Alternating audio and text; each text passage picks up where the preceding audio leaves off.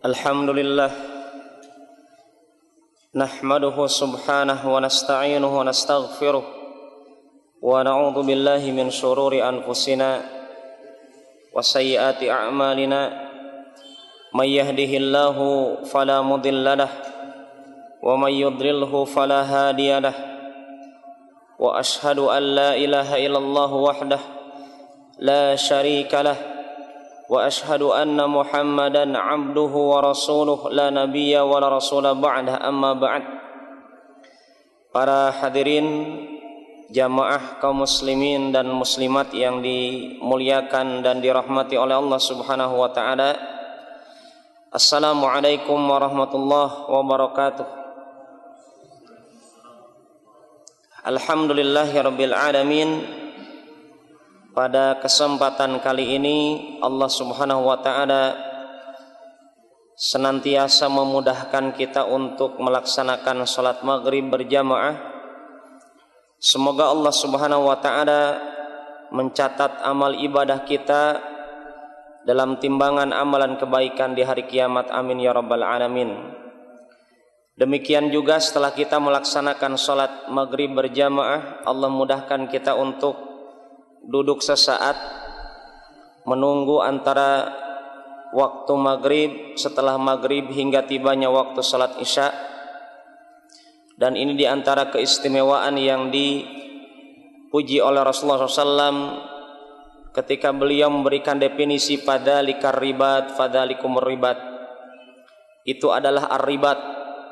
Ribat artinya menunggu di perbatasan, berjaga-jaga di perbatasan. Dan kita dapatkan Rasulullah SAW memberikan permisalan dengan waktu antara waktu satu adzan menuju adzan yang selanjutnya adalah ar-ribat, karena kita mengikat hati kita di rumah Allah Subhanahu wa taala hingga tibanya waktu salat yang selanjutnya. Para hadirin dan hadirat, pada malam hari ini kita akan belajar adab dari kitab Mawsu'atul Adabil Islamiyah, ensiklopedia adab Islam. Dan pada malam hari ini kita telah berada di pasal yang kelima, Adabul Istikharah, etika orang Islam ketika meminta yang terbaik.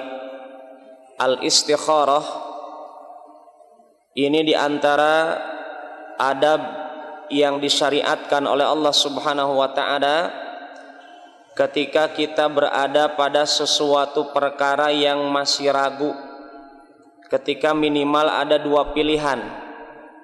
Maka Imam Al-Utsaimin rahimahullah ta'ala beliau katakan, al-istikharatu indat taraddud. Istikharah itu terjadi ketika kita bimbang, ragu, hatta yakhtarallahu lahu ma huwa aslah, sehingga Allah memilihkan untuknya apa yang terbaik bagi dirinya. Artinya beliau katakan tidak ada istikharah dalam perkara-perkara yang sudah jelas wajibnya, dan tidak ada istikharah dalam perkara-perkara yang sudah jelas haramnya. Contoh, telah tiba waktu isya, salat isya, sebelum salat isya istikharah dulu tidak perlu paling, ya, karena salat isya adalah kewajiban. Demikian juga kata Syekh Al-Utsaimin, ketika Anda telah memenuhi kecukupan syarat melaksanakan haji, dan haji ini adalah haji perdana, jelas hukumnya adalah wajib. Ketika syaratnya telah terpenuhi, ya, maka jangan ada kategori istikharah, karena itu adalah suatu perkara yang wajib. Dan yang wajib kata beliau apa? Yang wajib itu kita tahu al-aslu fil amri lil wujub wal fauriyah. Kita tahu kalau ada perintah dari Allah datang, konsekuensinya perintah tersebut hukum asalnya yang pertama apa? Wajib dan segera dikerjakan. Maka kalau kita mengerjakan yang wajib ini mesti segera ditunaikan. Demikian kata Syekh Utsaimin berkaitan contohnya dalam masalah berhaji yang hukumnya haji wajib. Demikian juga berperang. Kalau berperang di jalan Allah Subhanahu wa taala, kata beliau, berkaitan dengan perang yang wajib, maka tidak ada syariat untuk kita melaksanakan sholat istikharah terlebih dahulu. Ya.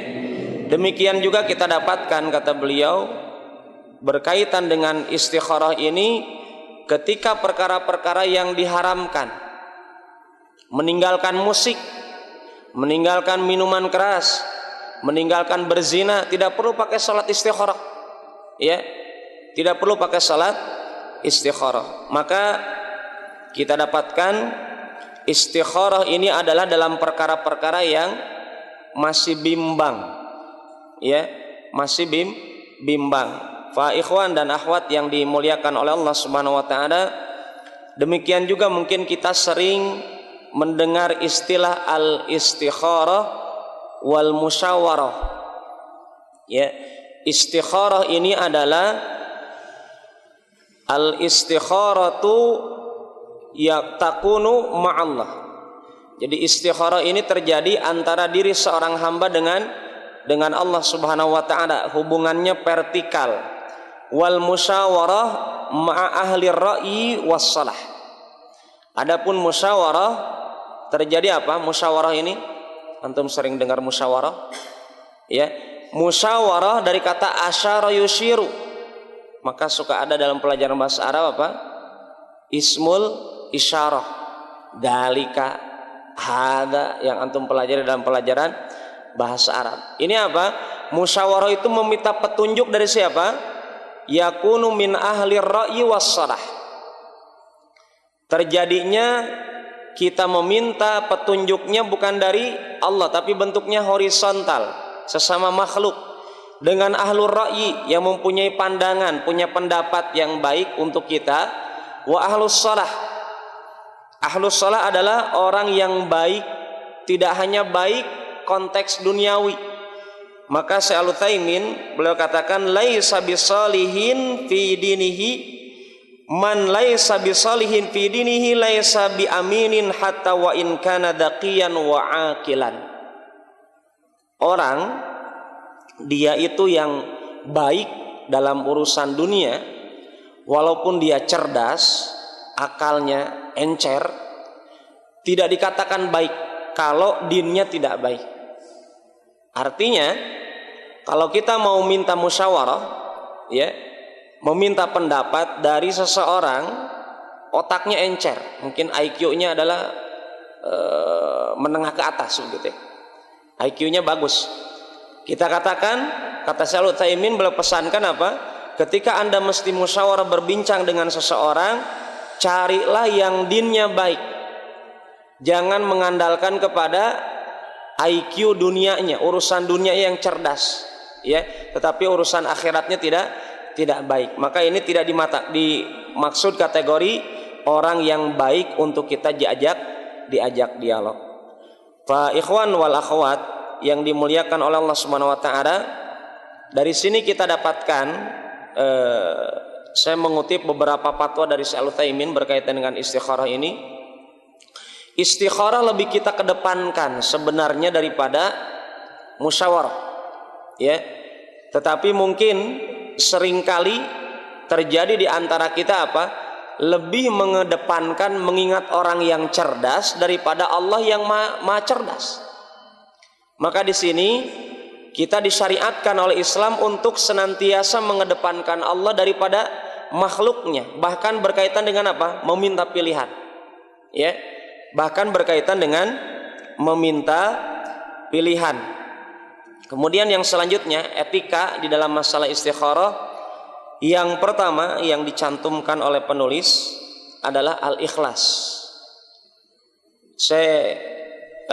Ibnul Qayyim rahimahullah ta'ala beliau katakan, la yajtami'ani bainal ikhlasi wa hubbil madah.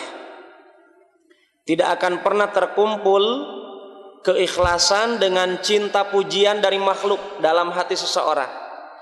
Artinya kalau betul kita ikhlas, ketika istikharah khususnya ataupun dalam ibadah apa saja, jangan ditanamkan dalam hati kita cinta dipuji orang, karena tidak akan pernah terkumpul sifat ikhlas dalam hati orang yang ikhlas dengan sifat cinta dipuji orang. Dan mungkin kalau mungkin kita juga ilmunya tinggi ataupun kedudukan kita terpandang ataupun kita punya kelebihan daripada yang lain, kemudian dipuji oleh orang lain, maka apa yang mesti kita kedepankan? Pujian kepada Allah Subhanahu wa taala. Agar apa? Agar menghilangkan cinta dipuji orang. Ya, agar tidak ada tertanam dalam hati kita anada, memang ini saya. Ya, tidak seperti itu. Kenapa? Karena itu kita ingatkan dengan pesan Imam Ibnu Qayyim rahimahullah taala, tidak akan pernah berkumpul sifat ikhlas dengan sifat cinta dipuji oleh orang lain. Fa ikhwan yang dimuliakan oleh Allah Subhanahu wa taala, ketika kita didorong untuk menuntut diri kita melaksanakan istikharah, tanamkan keikhlasan. Maknanya apa? Mencari ridha Allah Subhanahu wa taala dalam perkara tersebut. Yang kedua, melaksanakan sunnah Rasulullah SAW dengan syariat istikharah ini. Yang ketiga, mencari berkah dari ibadah tersebut. Al-barakah, apa barakah Pak? Al-barakah al-khair al-kathir wa itsbatuhu. Ya. Berkah itu adalah yang disebutkan oleh Syekh Al-Utsaimin, mungkin pernah kita bahas dalam kitab Al-Qaulul Mufid syarah kitab Tauhid. Berkah itu adalah al-khair al-kathir, kebaikan yang banyak, wa itsbatuhu, dan ditetapkan kebaikan tersebut dalam diri kita. Itu maksudnya berkah. Ya, bukan makanan yang banyak tapi tidak baik. Ya, tetapi apa? Berkah itu adalah akibat dari ikhlas dan mengikuti sunnah Rasulullah Sallallahu Alaihi Wasallam. Ini yang pertama. Kemudian yang kedua, hendaklah istikharah dilakukan dalam setiap urusan. Ya, artinya konteks istikharah jangan dipahami kalau mau nikah saja. Sering kita pahami, para bujang di sini mungkin atau para mau bujang kedua, ya. Ini ketika akan menikah, dia baru ingat sholat istikharah, sampai-sampai ada ihwa-ihwa yang konsultasi, Ustaz, bagaimana doa istikharah? Kapan mintanya? Saya mau nikah. Seakan-akan begitu. Ya, mari kita lihat apa yang disabdakan oleh Rasulullah SAW dalam hadis riwayat Bukhari dari sahabat Jabir radhiyallahu anhu arda. Beliau katakan, kana Rasulullah sallallahu alaihi wasallam yu'allimunal istikharah fil umuri kulliha. Bahwasanya Rasulullah SAW mengajarkan kami istikharah itu dalam seluruh perkara. Dalam seluruh perkara ini konteksnya bukan seluruh bentuk amalan ibadah ditetapkan istikharah. Kenapa? Karena realitas sejarah Rasulullah SAW, beliau mencontohkan tidak seluruh amal ibadah yang akan kita kerjakan mesti dikerjakan dulu istikharah. Kapan terjadi istikharah? Fil umuri kuliah ini, dalam seluruh perkara ini maksudnya adalah sebagaimana tadi dijelaskan oleh Syekh Al-Utsaimin rahimahullah taala, dalam perkara-perkara yang meragukan. Contohnya misalkan tadi contohnya haji. Hajinya bukan haji wajib. Kalau haji wajib sudah tidak perlu pakai istikharah. Ya, nikah, kalau nikahnya betul-betul wajib, kan kita tahu dalam hukum nikah ada 5 bentuk, 5 keadaan. Kalau betul-betul kondisi nikah itu adalah kondisinya wajib, artinya ketika antum tidak nikah, antum akan terjerumus kepada berzina, maka antum wajib nikah, tidak perlu pakai istikharah. Ya. Tetapi kalau contohnya adalah berkaitan dengan sunnah, mana yang lebih utama? Misalkan haji yang kedua kali. Ya. Apakah saya mau haji tahun ini atau tahun depan? Padahal ada kemampuan. Maka kata Syekh Al-Utsaimin, dengan hal ini kita dituntut istikharah. Kenapa? Karena boleh jadi kita minta kebaikan daripada Allah Subhanahu wa taala. Apakah kita berangkat ke Makkah melaksanakan haji yang kedua ini yang hukumnya sunnah itu lebih baik, ataukah memanfaatkan dana yang ada ini untuk bentuk sedekah yang lain? Maka minta istikharah kepada Allah, maka itu disyariatkan. Ya, maka itu disyariatkan. Demikian juga dengan amalan-amalan yang lainnya, ya, dari amalan-amalan yang sunnah ataupun mubah. Adapun yang sudah jelas wajibnya atau yang sudah jelas haramnya, maka itu tidak perlu ada kalimat istikharah. Ya, kasurati minal Quran, kata sahabat Jabir, kami diajarkan istikharah ini sebagaimana kami diajarkan surat dalam Al-Quran. Ya, ini dalil ataupun etika ketika kita akan mengerjakan sholat istikharah. Kemudian poin yang ketiga, sebelum melaksanakan istikharah, hendaklah ia mengosongkan hati dari bertekad terhadap keinginan tertentu. Ya, artinya kosongkan hati kita kebingungan mau ada pilihan, dua pilihan, misalkan ada akhwat yang cantik, ada akhwat yang cantik juga, ya. Artinya ada dua pilihan. Maka mana yang mesti kita pilih, yang satu atau yang kedua? Maka di sini pesan penulis Syekh Fathiyakan hafizahullah taala, beliau katakan kosongkan hati kita, minta kepada Allah. Kalau antum sudah condong kepada salah satu, tidak perlu istikharah lagi. Maksudnya begitu, ya. Ketika antum sudah condong kepada salah satunya, maka tidak perlu dituntut istikharah. Kemudian yang keempat, menampakkan rasa butuh kepada Allah dan hajatnya kepada Allah Subhanahu wa taala. Jelas ini suatu amalan hati yang bentuk realisasi bukti hakikat ubudiyah kita kepada Allah Subhanahu wa taala. Yang selanjutnya adalah melakukan sholat sunnah 2 rakaat. Ya, Rasulullah SAW beliau sabdakan, hadis ini diriwayatkan oleh Imam Bukhari, idza hamma ahadukum bil amri, ketika salah seorang di antara kalian bermaksud kuat, ya, dengan suatu urusan, falyarka' rak'ataini, kerjakanlah salat 2 rakaat min ghairil fardhah, selain salat wajib. Ya, ini dalil bagi orang yang akan mengerjakan istikharah, artinya adalah salat istikharah melaksanakannya adalah 2 rakaat dan dikerjakannya kapan? Idza hamma, kalau ada keinginan kuat, misalkan keinginan kuat untuk menikah, maka dia kerjakan salat 2 rakaat. Kemudian berapa kali melaksanakan istikharah? Syekh Utsaimin beliau berijtihad, salat istikharah itu semisal dengan doa. Dan beliau katakan Rasulullah SAW banyak sekali dalam doanya beliau melaksanakan doa 3 kali. Maka laksanakanlah istikharah berulang-ulang atau beberapa kali, ya, 3 kali, kerjakanlah 3 kali. Sebagaimana kita dapatkan Rasulullah SAW mencontohkan demikian. Ini yang diijtihadkan oleh Syekh Al-Utsaimin rahimahullahu ta'ala. Ya, artinya beliau katakan 3 kali ini tidak dalam satu waktu, tetapi sampai terkabulnya permohonan ini. Ya, dikerjakanlah 3 kali dan itu pun tidak menjadi batasan. Ya, hanya sebagai bentuk ijtihad dari Syekh Al-Utsaimin rahimahullahu ta'ala. Kemudian yang selanjutnya ciri istikharah kita dikabulkan oleh Allah Subhanahu wa taala. Di antara sebab yang bisa kita lihat, kata Syekh Al-Utsaimin, ada 4 perkara. Yang pertama, ar-ru'ya turajjihu ahadal amraini, adanya mimpi. Ya, adanya mimpi yang dengan mimpi ini menguatkan dari 2 perkara yang ada. Ya, misalkan kita kebingungan mana yang ini yang akan kita pilih, kemudian kita melaksanakan sholat istikharah, selesai itu kita tidur, kemudian bermimpi mendapatkan jawaban dalam mimpinya. Ini yang pertama.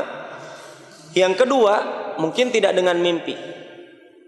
Yang kedua adalah al-insyirahu fis sadr li ahadil amraini, adanya lapang dada yang dirasakan ketika menunjuk kepada salah satu dari 2 perkara tersebut. Ya, ini juga diantara ciri kita menjadi jawaban yang Allah pilihkan untuk kita. Adanya kelapangan dalam dada kita, kecondongan yang kuat kepada salah satu dari dua perkara. Yang ketiga, an yuqaddar lahu syai' biduni an yatasabbab lahu. Ditetapkan oleh Allah dengan suatu keputusan tanpa adanya sebab tertentu. Ya, ini juga diantara bentuk pilihan yang Allah tetapkan untuk dirinya. Artinya tahu-tahu dia ditetapkan, misalkan apa? Misalkan ada dua kantor ya yang kita kirimkan surat lamaran kerja. Kita istikharah, kemudian belum ada jawaban. Ternyata jawabannya apa? Dengan adanya panggilan dari kantor pertama, tidak ada panggilan dari kantor kedua. Ini juga diantara apa? Diantara pilihan yang Allah tetapkan untuk dirinya. Kemudian yang selanjutnya adalah yang keempat, an yastashira ahadan fayushir alaihi bi ahadil amrain. Kita mendatangi orang untuk diajak musyawarah. Kemudian orang yang diajak musyawarah ini yang tadi kriterianya adalah orang yang baik dalam dinnya, ya, orang yang soleh. Kemudian dia setelah kita sampaikan curhatnya kita di hadapan dia, kemudian memberikan jawaban dari dua pilihan yang ada. Ya, ini juga diantara bentuk jawaban dari Allah Subhanahu Wa Taala dengan adanya sebab dari orang yang soleh. Wallahu ta'ala alam. Yang selanjutnya, etika dalam istikharah. Istikharah ini artinya apa? Meminta pilihan. Ya, istikharah meminta yang terbaik. Dari kata khayyara yukhayyaru, dari istakhara yastakhiru, sama seperti istisqa. Istisqa meminta air hujan. Istighfar meminta ampunan, ya. Istijmar apa? Bersuci dengan meminta dengan apa? Batu-batuan, membersihkan najis kita dengan batu-batuan. Istikharah, ketika kita melaksanakan sholat istikharah 2 rakaat, dan ini termasuk sholat dawatil asbab. Apa maksudnya? Sholat dawatil asbab adalah sholat yang mempunyai sebab. Sebagaimana tadi kita dapatkan dalam hadis Bukhari dari sahabat Jabir, idza hamma, ketika seseorang itu punya keinginan yang kuat, ya, kemudian dia bingung dengan keinginan tersebut, mana yang dia pilih, maka dia kerjakan sholat istikharah. Berarti ini apa? Kata Syaikh Utsaimin, ini termasuk kategori sholat yang ada sebabnya. Artinya kita boleh mengerjakan sholat tersebut di waktu-waktu yang terlarang. Ketika matahari terbit, ketika matahari berada di atas ubun-ubun kita di siang hari tidak ada bayangannya, ketika matahari akan tenggelam, itu diperbolehkan melaksanakan sholat istikharah, sama seperti melaksanakan sholat tahiyatul masjid. Antum masuk masjid ketika matahari terbit, ketika matahari di atas ubun-ubun kita, atau ketika akan tenggelam matahari, antum masuk masjid, maka kerjakan sholat tahiyatul masjid. Demikian juga sholat khusuf atau sholat khusuf, sholat gerhana bulan atau gerhana matahari. Kalau terjadinya ketika matahari terbit, itu terjadi gerhana, atau ketika matahari di atas ubun-ubun kita, atau ketika akan tenggelam terjadi gerhana, maka kerjakanlah sholat gerhana. Ini termasuk kategori sholat dawatil asbab. Kemudian setelah melaksanakan sholat 2 rakaat, kita dianjurkan untuk melantunkan doa. Disunahkan untuk mengerjakan doa.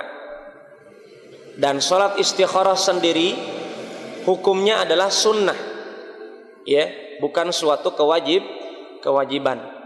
Ketika orang akan mengerjakan sholat istikharah, dia kerjakan sholat sebagaimana sholat 2 rakaat dan tidak dijaharkan, ya, tidak dijaharkan. Kemudian selesai sholat, dia melantunkan doa. dan ini yang dirojihkan oleh Syekh Al-Utsaimin, doa istikharah itu terjadi bukan ketika sebelum salam, tetapi terjadi setelah salam berdasarkan redaksi hadis tsumma liyaqul, ya. Rasulullah SAW mengatakan idza hamma ahadukum bil amri, ketika seseorang mempunyai keinginan dengan suatu urusan, falyarka' rak'atain, hendaklah dia mengerjakan salat 2 rakaat min ghairil fardhah, selain salat wajib. Ini menunjukkan salat istikharah adalah salat sunnah, ya. Tsumma liyaqul, kemudian hendaklah dia mengucapkan. Dari kata kemudian ini menunjukkan doanya itu diucapkan selesai sholat, ya. Kemudian dia melafadzkan doa. Doanya apa? Doanya panjang, ya. Jadi tolong bagi yang belum menghafal, silakan Anda membuka, ya, doanya. Doanya adalah ini: Allahumma inni astakhiruka bi'ilmika. Ya Allah, sesungguhnya aku meminta pilihan kepada Engkau dengan ilmumu, dengan pengetahuanmu, ya, sesuai dengan ilmu yang Engkau ketahui. Wa astaqdiruka biqudratika, dan aku memohon kepada Engkau kekuatan darimu dengan kekuatan yang datangnya darimu, ya. Astaqdiruka, meminta kekuatan kepadamu dengan kekuatan yang datangnya darimu. Wa as'aluka min fadlikal azim, dan aku memohon kepada Engkau dari keutamaan Engkau yang sangat agung atau karuniamu yang sangat agung. Fa innaka taqdiru wa la aqdir, karena sungguhnya Engkau maha sanggup dan aku tidak sanggup.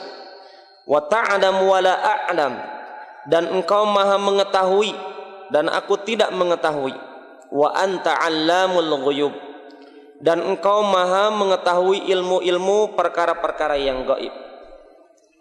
Allahumma in kunta ta'lam, ya Allah, seandainya Engkau maha mengetahui anna hadzal amra, bahwasanya urusan ini, kemudian disebutkan kebutuhannya, misalkan nikah, bahwasanya urusan ini, nikah, haji ataupun dan seterusnya, khairun li, lebih baik untukku, fi dini, dalam urusan dinku, wa ma'ashi, dan kehidupanku, wa akibati amri, dan akibat dari urusanku, au qala, atau dia mengucapkan ajili amri wa ajilih, jadikanlah atau akibat dari urusanku ini mau yang cepat ataupun yang lambat, faqdurhu li, tetapkanlah dia urusan tersebut untukku, wa yassirhu li, dan mudahkanlah perkara tersebut untukku, tsumma barik li fihi,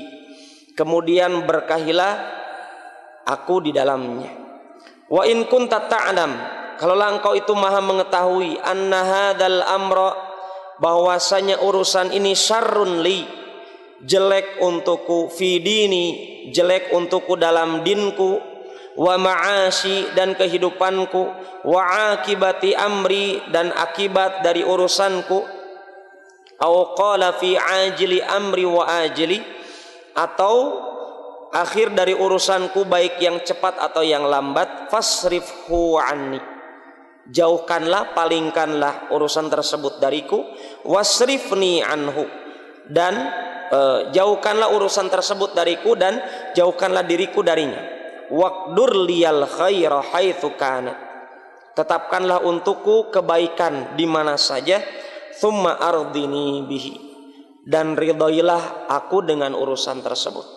Inilah doa yang mesti kita ucapkan selesai melaksanakan sholat istikharah.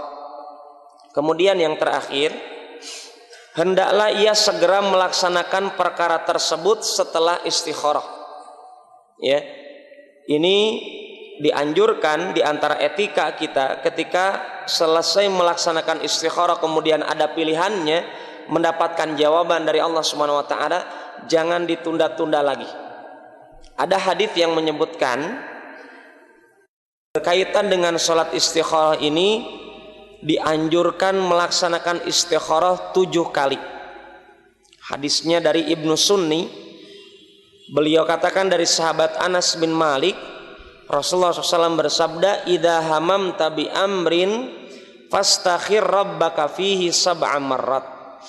Kalaulah engkau mempunyai maksud atau keinginan dengan suatu urusan, maka memintalah pilihan yang terbaik dari Rabbmu dalam perkara tersebut 7 kali. Tsummandur ilal ladzi yasbiqu ila qalbik. Kemudian perhatikan kepada perkara yang mana hatimu condong.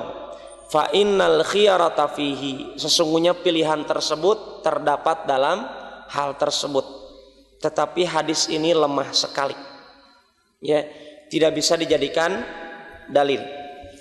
Tayyib ikhwan dan akhwat yang dimuliakan oleh Allah Subhanahu wa taala, inilah hal-hal yang dicantumkan oleh penulis berkaitan dengan istikharah. Semoga Allah memberikan manfaat kepada kita semuanya dengan kajian ini. Kemudian ada catatan dari Syekh Al-Utsaimin kepada kita semuanya yang akan mengerjakan istikharah. Al-ahsan, kata Syekh Al-Utsaimin, antaj'ala lil istikharah salatan mustaqillah. Lebih baik antum atau saya atau kita semuanya ketika akan mengerjakan salat istikharah, kerjakan salat istikharah tersendiri. Ya, salat istikharah tersendiri, jangan digabung dengan salat sunnah yang lainnya. Ya, berdasarkan hadis Rasulullah SAW tadi yang kita sebutkan dari sahabat Jabir. Adapun salat sunnah yang lain, misalkan sholat tahiyatul masjid, ini sholat al-maqsud biha al-fi'al. Kata Syekh Al-Utsaimin, berbeda dengan sholat istikharah. Kalau sholat istikharah, sholatnya dimaksudkan adalah lidatiha. Sholatnya dimaksudkan adalah pekerjaan sholat tersebut, ya, zatnya itu. Jadi tendensinya kita mengerjakan sholat, misalkan sholat istikharah dikerjakan untuk apa? Karena kita ada keinginan untuk meminta pilihan, maka kita apa? Kita sholat istikharah. Maka jangan digabungkan dengan ibadah sholat sunnah yang lainnya. Adapun sholat tahiyatul masjid, al-maksud biha al-fi'al, yang dimaksud adalah perbuatan sholat. Jadi boleh kita mengerjakan sholat tahiyatul masjid, menggabungkan niat dengan sholat qobliyah, sholat duhur misalkan, ya, tidak dipermasalahkan. Berbeda dengan sholat istikharah. Tayyib. Inilah hal-hal yang bisa kita bahas pada kesempatan kali ini berkaitan dengan sholat istikharah. Kemudian yang selanjutnya, mungkin masih ada waktu kita manfaatkan untuk menyambung pembahasan, karena ini panjang. Pembahasan yang selanjutnya adalah adabul istiqadhu minan naum, etika ketika bangun dari tidur.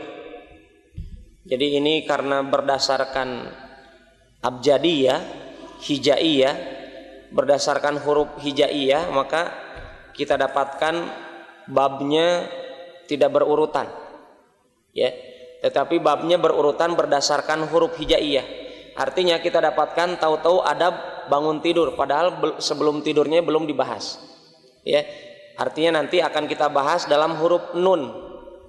Ya, huruf nun, adabun naum. Adapun di sini adab istiqad. Istiqad itu berarti dari hamzah ataupun dari hamzah, maka diawalkan. Etika ketika bangun tidur, jelas ini perlu kita hidupkan. Terlebih kita ingat ketika kita bangun tidur, ucapan yang pertama kali dicontohkan oleh Rasulullah apa doanya? Ucapan syukur kepada Allah Subhanahu wa taala. Maka maknanya ketika kita bangun dari tidur, mau tidurnya tidur sesaat atau tidur yang lelap, sama-sama nikmat dari Allah Subhanahu wa taala. Maka sekali kita bangun dari tidur, yang mesti kita ucapkan pertama kali apa? Alhamdulillahilladzi ahyana ba'dama amatana wa ilaihin nusyur. Segala puji milik Allah. Yang pertama kali kita dapatkan ucapan pujian kepada Allah karena apa? Ahyana, yang telah menghidupkan kami, ba'dama amatana, setelah kami meninggal. Karena tidur apa Pak? An-naumu akhul maut, kata para ulama. Tidur itu saudaranya mati. Ya, ketika orang tidur kemudian dia masih diberikan kesempatan untuk memperbaiki ibadahnya, maka jelas itu kenikmatan yang besar. Ya, karena banyak juga kita dapatkan, bahkan saya dapatkan ada tetangga rumah di kampung di Bandung, suaminya tidur, istrinya tidur, pas bangun subuh yang tidur satu selamanya, yang bangun satu. Kita dapatkan ada kisah nyata, ibu-ibu kaget tatkala pagi hari bapaknya dibangunkan sholat subuh tidak bangun-bangun. Ternyata dia memang tidur selama-lamanya. Ya, tidur selama-lamanya artinya meninggal dunia. Adapun dia sebagai istri diberikan kesempatan oleh Allah untuk menambah kualitas ibadahnya atau untuk memperbaiki ibadah yang tidak baik. Fa ikhwan yang dimuliakan Allah Subhanahu wa taala, jelas bangun dari tidur merupakan di antara nikmat Allah. Karena ini diantara tanda Allah masih memanjangkan umur kita. Ya, tanda Allah masih memanjangkan umur kita dan masih memberikan kita waktu untuk menambah amal soleh ataupun memperbaiki amal-amalan kita yang tidak baik. Maka jelas ini suatu hal yang pantas kita syukuri. Yang pertama, etika yang pertama ketika bangun tidur adalah rasakan itu adalah nikmat. Walaupun kita bangun tidurnya sedang sakit, rasakan itu adalah nikmat dari Allah Subhanahu wa ta'ala. Yang kedua, mengusap wajah dengan kedua tangan. Ketika bangun tidur hendaklah mengusap wajah dengan kedua tangan untuk menghilangkan bekas-bekas wajah. Hal ini diriwayatkan dari sahabat Ibnu Abbas radhiyallahu anhuma, beliau katakan, bittu inda khalati Maimunah radhiyallahu anha. Aku pernah mabit. Mabit itu bahasa Arab. Bittu, ya, mabit itu bukan singkatan malam bina iman dan takwa. Mabit itu adalah tempat lokasi bermalam. Bittu, Ibn Abbas mengatakan, pernah suatu malam aku bermalam di rumah bibiku Maimunah radhiyallahu anha. Tsumma staiqadha Rasulullah sallallahu alaihi wasallam. Kemudian aku saksikan ketika itu bermalam, Rasulullah juga bermalam di rumah tersebut, di rumah Ibunda Maimunah radhiyallahu anha. Aku saksikan, kata Ibn Abbas, Rasulullah SAW bangun dari tidur, famasahan nauma an wajhihi biyadihi. Beliau mengusap wajahnya dengan tangannya. Thumma qara al-ayatil 'ashara al-awakhir min surati Ali Imran. Kemudian Rasulullah SAW membaca 10 ayat terakhir dari surat Ali Imran. Dari mana Pak? Yarhamukallah. Ayat 10 ayat terakhir, inna fi khalqis samawati wal ard, sampai akhir dibaca oleh Rasulullah SAW ketika bangun tidur. Ya, ini tolong nanti kalau bangun malam baca dalam rangka menghidupkan sunnah Rasulullah SAW sebagaimana yang disebutkan oleh Abdurrahman bin Adham, ya, bahwasanya Sufyan, beliau katakan, ketika aku tahu itu adalah amalan sunnah maka aku kerjakan minimal 1 kali untuk meraih amalan pahala sunnah. Yang selanjutnya, berzikir kepada Allah Subhanahu wa ta'ala. Berzikir kepada Allah sebagaimana yang dicontohkan oleh Rasulullah SAW, salah satunya adalah alhamdulillahilladzi ahyana ba'da ma amatana wa ilaihin nusyur. Itu yang tadi kita bacakan, hadis Bukhari dan Muslim. Atau doa yang lainnya, alhamdulillahilladzi radda alayya ruhi wa afani fi jasadi wa adhina li bidzikri. Alhamdulillahilladzi radda alayya ruhi. Segala puji milik Allah yang telah mengembalikan kepadaku ruhku. Wa afani fi jasadi, dan memberikan kesehatan kepada jasadku. Artinya di antara fungsi tidur untuk apa, Pak? Untuk menyehatkan. Rasulullah mengatakan dengan tidur beliau, bangun tidur beliau berdoa, wa afani fi jasadi, dan telah memberikan kebaikan, afiyah dalam jasadku, wa adzina li bidzikrihi, dan mengizinkan kepadaku untuk mengingat kembali Allah Subhanahu wa ta'ala. Hadis riwayat At-Tirmidzi dan disahihkan oleh Imam Al-Albani. Kemudian yang selanjutnya membaca 10 ayat terakhir dari surat Al-Imran jika terbangun di malam hari. Ini terikat dengan jika terbangun di malam hari, sebagaimana tadi disebutkan apa? Disebutkan dalam hadis Ibn Abbas radhiyallahu anhuma. Ya, Rasulullah SAW bangun, maksudnya di situ adalah bangun di malam hari untuk melaksanakan salat malam. Maknanya kalau bangun di siang hari atau di selain malam tidak disunahkan untuk membaca surat Ali Imran di 10 ayat yang terakhirnya. Kemudian demikian juga dzikir ketika terbangun di malam hari disunahkan untuk membaca dzikir la ilaha illallah wahdahu la syarikalah. Tidak ada yang berhak disembah kecuali Allah yang tidak ada sekutu baginya. Lahul mulku wa lahul hamdu. Miliknya lah kerajaan dan miliknya lah segala pujian. Wa huwa ala kulli syai'in qadir. Dan miliknya lah dan dia atas segala sesuatu maha kuasa. Wa subhanallah, dan maha suci Allah. Walhamdulillah, dan segala puji milik Allah. Wala ilaha illallah, dan tidak ada yang berhak disembah kecuali Allah. Wallahu akbar, Allah maha besar. Wala haula wala quwata illa billahil aliyyil azim. Tidak ada daya dan kekuatan kecuali dengan pertolongan dari Allah yang maha tinggi dan maha agung. Hadis riwayat Imam Bukhari. Kemudian juga membaca dzikir ketika tersentak bangun dari tidur, artinya kaget. Ya, kaget dari tidur mungkin karena diganggu ataupun bermimpi, maka dianjurkan membaca doa a'udzu bikalimatillahi tammah min ghadabihi wa iqabihi wa syarri ibadihi wa min hamazatis syayatin wa an yahdurun. Aku berlindung dengan kalimat Allah yang sempurna dari kemarahan dan hukumannya, serta dari bisikan-bisikan setan dan kedatangannya. Kemudian etika yang selanjutnya adalah bersiwak. Mungkin dalam pembahasan Bulughul Maram kita belum masuk bahasan ini. Berkaitan dengan bersiwak, kita dapatkan penjelasan dari Imam An-Nawawi rahimahullah ta'ala bahwasanya bersiwak tidak mesti dengan pohon siwak, ya. Pohon siwak ini apa? Syajaratul araq. Mungkin Anda bisa cari gambarnya di internet.